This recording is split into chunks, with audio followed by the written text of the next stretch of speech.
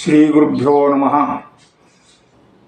ಶ್ರುತಿ ಸ್ಮೃತಿ ಪುರಾಣಾನಾಂ ಆಲಯಂ ಕರುಣಾಲಯಂ ನಮಾಮಿ ಭಗವತ್ಪಾದಂ ಶಂಕರಂ ಲೋಕಶಂಕರಂ. ಶಂಕರಂ ಶಂಕರಾಚಾರ್ಯಂ ಕೇಶವಂ ಬಾದರಾಯಣಂ ಸೂತ್ರಭಾಷ್ಯಕೃತೌ ವಂದೇ ಭಗವಂತೌ ಪುನಃ ಪುನಃ. ಇವತ್ತು ಶ್ರೀಮದ್ ಶಂಕರಾಚಾರ್ಯ ಜಯಂತಿ ನಿಮಿತ್ತ ವಿಶೇಷವಾದಂತಹ ಕೆಲವು ನುಡಿನಮನಗಳು. ಶ್ರುತಿ ಸ್ಮೃತಿಗಳನ್ನು ಸರಿಯಾಗಿ ಅರ್ಥ ಮಾಡಿ ಜನರಿಗೆ ಸರಳವಾಗಿ ತಿಳಿಸಿಕೊಡುವಂತಹ ಒಂದು ಮಹಾನ್ ಕಾರ್ಯಗಳನ್ನು ಶಂಕರ ಭಗವತ್ಪಾದರು ಮಾಡಿದ್ದಾರೆ. ಅರ್ಥಾತ್ ಸೂತ್ರಭಾಷ್ಯಕೃತೌ ವಂದೇ ಭಗವಂತೌ ಪುನಃ ಅಂದರೆ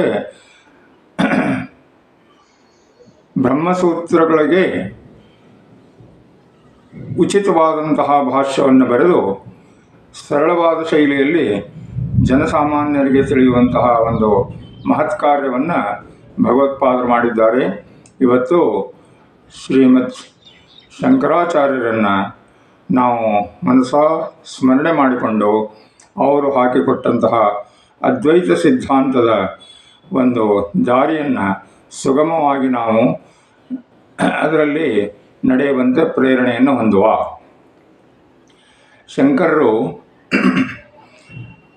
ತಮ್ಮ ಜೀವಿತಾವಧಿಯಲ್ಲಿ ಕೇವಲ 32 ವರ್ಷ ಅವಧಿಯಲ್ಲಿ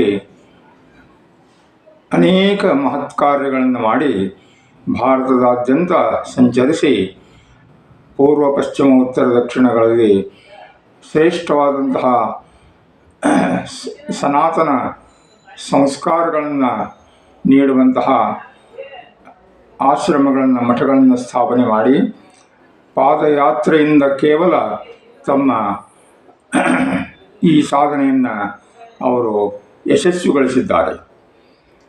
ಆಗಿನ ಕಾಲದಲ್ಲಿ ಬೌದ್ಧರ ಮತ್ತು ನಾಸ್ತಿಕರ ಪ್ರಭಾವ ತುಂಬ ಜಾಸ್ತಿಯಾಗಿ ಇನ್ನು ಹಿಂದೂ ಧರ್ಮ ಸನಾತನ ಧರ್ಮ ಅವಸಾನದ ಸ್ಥಿತಿಯಲ್ಲಿರುವಾಗ ಶಂಕರರು ಇಡೀ ಹಿಂದೂ ಸಮಾಜಕ್ಕೆ ಸನಾತನ ಸಂಸ್ಕಾರಗಳನ್ನು ನೀಡಿ ಅತಿ ಉತ್ತಮವಾದಂತಹ ಜ್ಞಾನವನ್ನು ಧಾರೆ ಎರೆದಿದ್ದಾರೆ. ಆದ್ದರಿಂದ ಭಗವಂತ ಹೇಳಿದ ಹಾಗೆ ಅವರು ಧರ್ಮ ಸಂಸ್ಥಾಪನಾರ್ಥಾಯ ಸಂಭವಾಯ ಯುಗೆ ಅಂತ ಏನು ಹೇಳಿದಾರಲ್ಲ ಆ ತರಹ ಆ ಒಂದು ಕಾಲದಲ್ಲಿ ಅವರ ಒಂದು ಅವತಾರ ಬಹಳಷ್ಟು ಅವಶ್ಯವಾದ ಕಾರಣ ಪರಮಾತ್ಮ ಈ ಒಂದು ಅವತಾರದ ಮೂಲಕ ತನ್ನ ಕಾರ್ಯವನ್ನು ಸಾಧಿಸಿ ಜಗತ್ ಕಲ್ಯಾಣವನ್ನು ಮಾಡಿದ್ದಾರೆ ಎಂದರೆ ಅತಿಶಯೋಕ್ತಿಯಾಗಲಾರದು. ಶಂಕರ ಭಗವತ್ಪಾದರು ಅದ್ವೈತ ಸಿದ್ಧಾಂತವನ್ನು ಹೇಳಿದರೂ ಸಹ ಅನೇಕ ದೇವಿ ದೇವತೆಗಳ ಸ್ತುತಿಪರಾಯಣ ಸ್ತೋತ್ರಗಳನ್ನು ರಚನೆ ಮಾಡಿದ್ದಾರೆ. ಆದ್ದರಿಂದ ಅದು ಆಸ್ತಿಕರಿಗೆ ಬಹಳ ಪ್ರೇರಣೆಯಾದಂತಹ ಒಂದು ಕಾರ್ಯ ಅಂತ ನಾವು ಅನ್ಬೋದು. ಅದರಲ್ಲಿ ಒಂದು ವಿಶೇಷವಾದಂತಹ ಸ್ತೋತ್ರ ಹೀಗೆ ಹೇಳುತ್ತೆ: ಕುಪುತ್ರೋ ಜಾಯೇತತ್ ಕುಚಿತ ಕುಮಾತಾ ನ ಭವತಿ.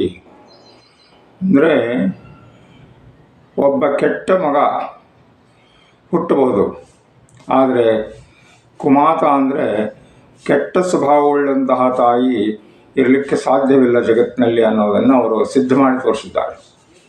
ಅಂದರೆ ಮಾತೃವಾತ್ಸಲ್ಯದ ಬಗ್ಗೆ ಅವರಿಗೆ ಅಪರಿಮಿತವಾದಂತಹ ಜ್ಞಾನವನ್ನು ಧಾರೆ ಎರೆದಿದ್ದಾರೆ. ಇವತ್ತು ವಿಶ್ವ ತಾಯಂದಿರ ದಿನಾಚರಣೆ. ನಾವೆಲ್ಲ ವರ್ಲ್ಡ್ ಮದರ್ಸ್ ಡೇ ಅಂತ ಆಚರಣೆ ಮಾಡ್ತಾ ಇದ್ದೇವೆ. ತಾಯಿ ಅಂತಂದರೆ ಅವಳು ಯಾವತ್ತೂ ಕೆಟ್ಟ ಸ್ವಭಾವವನ್ನು ಮಕ್ಕಳ ಮೇಲೆ ಬೀರಲಾಳಲು. ಒಂದು ವೇಳೆ ಕೆಟ್ಟ ಮಗನಾಗಿ ಇರಬಹುದು, ಆದರೆ ಕೆಟ್ಟ ತಾಯಿ ಅನ್ನೋದು ಜಗತ್ತಿನಲ್ಲಿ ಇಲ್ಲ ಅನ್ನೋದನ್ನು ಸಿದ್ಧ ಮಾಡಿ ತೋರಿಸಿದ್ದಾರೆ. ಇವತ್ತು ತಾಯಂದಿರ ದಿನಾಚರಣೆ ನಿಮಿತ್ತವಾಗಿ ಈ ಒಂದು ಶಂಕರರ ವಾಣಿಯನ್ನು ನಾವು ಪುನಃ ನೆನಪಿಸಿಕೊಳ್ಳಬಹುದಾಗಿದೆ. ಇನ್ನೊಂದು ವಿಚಾರ ಏನಪ್ಪ ಅಂತಂದರೆ, ಆಗಿನ ಕಾಲದಲ್ಲಿ ಅತಿ ಶ್ರೇಷ್ಠವಾದಂತಹ ವೇದಾಂತಗಳಾದ ಮಂಡನ ಮಿಶ್ರರು ಅವರು ಜಗತ್ಪ್ರಸಿದ್ಧರಾಗಿದ್ದರು. ಶಂಕರಾಚಾರ್ಯರನ್ನು ವಾದ ವಿವಾದಕ್ಕೆ ಆವಾಹನ ಮಾಡಿದಾಗ ಇವರು ಸರಳವಾಗಿ ಒಪ್ಪಿಕೊಂಡು ಅವರ ಸಿದ್ಧಾಂತಗಳನ್ನು ಅಂದರೆ ಮಂಡನ ಮಿಶ್ರ ಸಿದ್ಧಾಂತ ಏನಪ್ಪ ಅಂತಂದರೆ ಕರ್ಮ ಆಚರಣೆಗಳಿಂದ ನಮಗೆ ಮೋಕ್ಷ ಸಿದ್ಧಿ ಆಗುತ್ತೆ ಅನ್ನೋದು ಅವ್ರ ವಾದ.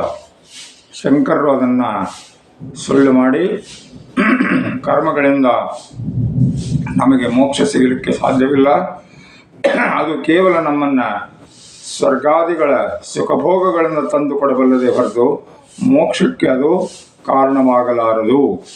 ಆದ್ದರಿಂದ ಜ್ಞಾನವೇ ಮೋಕ್ಷ ಪ್ರಧಾನವಾದದ್ದು. ಮೋಕ್ಷಕ್ಕೆ ಕಾರಣ ಯಾವುದಪ್ಪ ಅಂತಂದರೆ ಜ್ಞಾನ ಎನ್ನುವುದನ್ನು ಅವರು 21 ದಿನಗಳ ಪರ್ಯಂತ ಅವರ ಜೊತೆ ವಾದ ವಿವಾದಗಳನ್ನು ಮಾಡಿ ದಿಗ್ವಿಜಯವನ್ನು ಸಂಪಾದನೆ ಮಾಡಿ ಯಶಸ್ವಿಯಾದರು ಆ ವಾದದಲ್ಲಿ. ಅದನ್ನೇ ನೈಷ್ಕರ್ಮ ಉಪನಿಷತ್ತೆಂದು ನೈಷ್ಕರ್ಮ ಸಿದ್ಧಿ ಎಂದು ಕರೆಯಲಾಗುತ್ತದೆ. ಅದು 21 ದಿನಗಳ ಕಾಲ ಅವರ ವಾದದ ಸಾರಾಂಶ ಏನಪ್ಪ ಅಂತಂದರೆ ಕರ್ಮ ಸಿದ್ಧಾಂತದಿಂದ ಅಂದರೆ ಕರ್ಮ ಆಚರಣೆಗಳಿಂದ ನಾವು ಮೋಕ್ಷ ಸಾಧನೆ ಮಾಡಲಿಕ್ಕೆ ಸಾಧ್ಯವಿಲ್ಲ, ಕೇವಲ ಜ್ಞಾನ ಮಾರ್ಗದಿಂದ ಮಾತ್ರ ಅದು ಸಾಧ್ಯವಿದೆ ಎಂಬುದನ್ನು ಅವರು ಇದಕ್ಕೆ ನೈಷ್ಕರ್ಮ್ಯ ಅನ್ನುವಂತಹ ಒಂದು ವಿಚಾರವನ್ನು ಹೇಳಿದ್ದಾರೆ. ಅಂದರೆ ಕಾನ್ಷಿಯಸ್ ಲಿವಿಂಗ್, ನಾವು ಪ್ರಜ್ಞಾಪೂರ್ವಕವಾಗಿ ಜ್ಞಾನವಂತಿಕೆಯಿಂದ ಜೀವನವನ್ನು ನಡೆಸಿದ್ದಾದರೆ ಅದರಿಂದ ಮೋಕ್ಷ ಪ್ರಾಪ್ತಿಯಾಗುತ್ತೆ. ಮೋಕ್ಷ ಅರ್ಥಾತ್ ಅಜ್ಞಾನದಿಂದ ಜ್ಞಾನಕ್ಕೆ ಹೋಗುವಂತಹ ಒಂದು ಸರಳವಾದಂಥ ಮಾರ್ಗ. ಶಂಕರರು ಹೇಳಿದರು ಇದು ತುಂಬ ಅಂದರೆ ತುಂಬ ಸುಲಭ. ಒಬ್ಬ ಅಜ್ಞಾನಿ ಆದವನು ತನ್ನನ್ನು ತಾನು ಆತ್ಮನೇ ಪಶ್ಯತೆ ಅಂತ ಹೇಳಿದ್ದಾರೆ. ಅಂದರೆ ತನ್ನ ಸ್ವರೂಪವನ್ನು ಒಳಗಡೆ ಒಂದು ಸಲ ಹೋಗಿ ಅವನು ಏನಾದರೂ ಅವಲೋಕನ ಮಾಡಿದ್ದಾದರೆ ಯಾರಿಗೂ ಅಜ್ಞಾನದಲ್ಲಿರೋದಕ್ಕೆ ಇಷ್ಟ ಆಗೋಲ್ಲ, ತಕ್ಷಣ ಅವನು ಬದಲಾಗಿಬಿಡ್ತಾನೆ. ಆ ಪರಿವರ್ತನೆ ತಕ್ಷಣ ಸಾಧ್ಯವಿದೆ. ಅದಕ್ಕೇನು ಬಹಳ ವರ್ಷ ತಪಶ್ಚರ್ಯ ಅವಶ್ಯಕತೆ ಇಲ್ಲ. ಅದು ನಮ್ಮ ಆತ್ಮ ಅವಲೋಕನೆಯಿಂದ ಸಾಧ್ಯ ಅನ್ನುವುದನ್ನು ಸಿದ್ಧ ಮಾಡಿ ತೋರಿಸಿದ್ದಾರೆ. ಈ ಸಂದರ್ಭದಲ್ಲಿ ನಾವು ಅವರು ಕೊಟ್ಟಂತಹ ಅಮೂಲ್ಯವಾದಂತಹ ಜ್ಞಾನವನ್ನು ಉಪಯೋಗ ಮಾಡಿಕೊಂಡು ನಾವು ಆ ಒಂದು ಮೋಕ್ಷ ಸಾಧನೆಯನ್ನು ಇವತ್ತಿಗೂ ನಾವು ಮಾಡೋದಕ್ಕೆ ಸಾಧ್ಯವಿದೆ, ಅದನ್ನು ನಾವು ಮಾಡುವ ಅನ್ನುವಂತಹ ಒಂದು ದಿವ್ಯ ಸಂದೇಶವನ್ನು ನೆನಪಿಸಿಕೊಂಡು ಶಂಕರ ಭಗವತ್ಪಾದರ ಈ ಒಂದು ಜನ್ಮ ದಿನವನ್ನು ಸಂಭ್ರಮದಿಂದ ಆಚರಿಸುವುದಂತಂದರೆ ಅವರು ಹೇಳಿದಂತಹ ತತ್ವಗಳನ್ನು ನಮ್ಮ ಜೀವನದಲ್ಲಿ ಅಳವಡಿಸಿಕೊಳ್ಳೋದು. ಇದನ್ನು ನಾವು ಧ್ಯಾನ ಮಾರ್ಗದ ಮೂಲಕ ಎಲ್ಲ ಕಡೆಗೂ ಪ್ರಸಾರ ಮಾಡ್ತಾ ಇದ್ದೇವೆ. ಈ ಒಂದು ಧ್ಯಾನ ಸಿದ್ಧಿ ಅಂತಂದರೆ ನಮ್ಮ ಆತ್ಮ ಅವಲೋಕನ ಮಾಡಿಕೊಳ್ಳುವಂತಹ ಒಂದು ಸರಳವಾದಂತಹ ಸುಲಭ ವಿಧಾನ.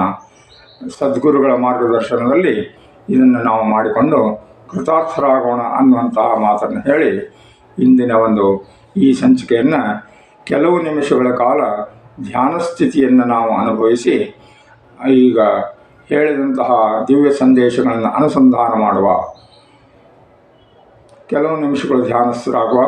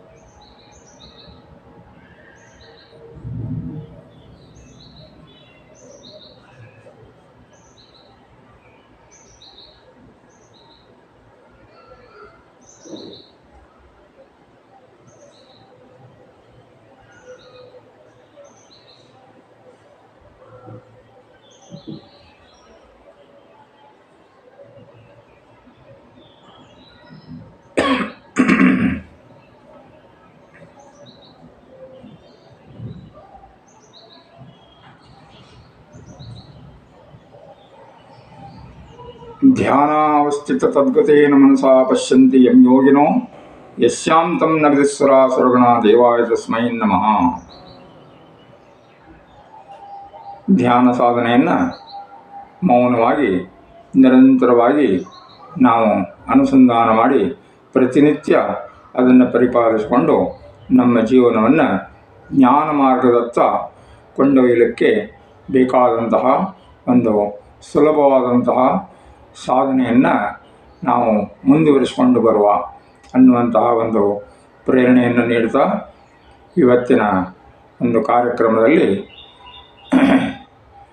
ಆದಿಶಂಕರಾಚಾರ್ಯರ ಅನುಗ್ರಹ ನಮಗೆ ನಿಮಗೆ ಎಲ್ಲರಿಗೂ ಪ್ರಾಪ್ತಿಯಾಗಲಿ ಅನ್ನುವಂತಹ ಪ್ರಾರ್ಥನೆಯೊಂದಿಗೆ ಸರ್ವೇ ಜನಾಃ ಸುಖಿನೋ ಭವಂತು. ಓಂ ಶಾಂತಿ ಶಾಂತಿ ಶಾಂತಿ. ಹರಿ ಓಂ. ಜೈ ಗುರುದೇವ. ನಮಸ್ಕಾರ.